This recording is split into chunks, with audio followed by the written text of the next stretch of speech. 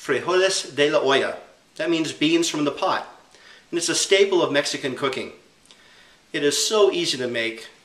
You're going to be amazed at how good it is as well. As a matter of fact, I like these so much that I often have them as a side dish for breakfast. And for those of you who have read the Full Plate Diet know, some pinto beans, only half a cup, can be up to 8 grams of fiber. Tremendous source of fiber. So, let's get going. All we do is add the beans. And we're going to use enough water here to cover them.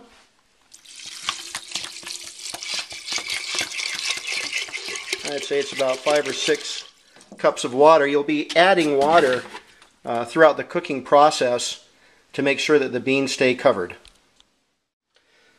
Now the only thing I'm really going to add to the beans at this point is some garlic and some sliced onion. And I'll be cooking them for about 4 hours on very low heat with just those ingredients. One thing that is extremely important to remember is never, ever, ever add salt to beans until they're cooked.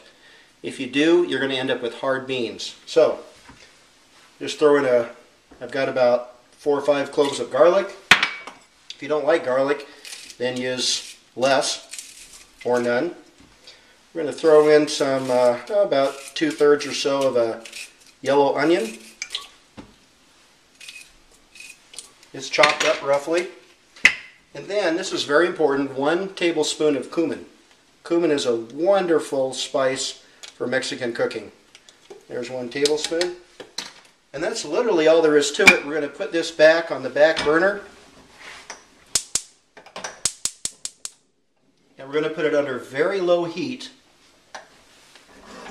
And we're going to let it simmer for about 4 hours. Throughout the time that it's cooking, we'll be checking it, maybe every hour and a half or so, and to see if it needs a little more water, just to make sure the beans are covered. Alright, it's been just about 3.5, 4 hours. Let's take a look now. Oh my goodness, look at that. You can see how the beans are breaking up a little bit. They're nice and soft. I'd say they're done. Now I haven't added any salt. I'm going to add about 2 teaspoons of salt when they're ready to be eaten. I hope you've enjoyed this from this base recipe now of beans. You can make all kinds of Mexican bean foods, including refried beans and borracho beans, and I just like them eating. I like eating them like this for breakfast. Bon appetit!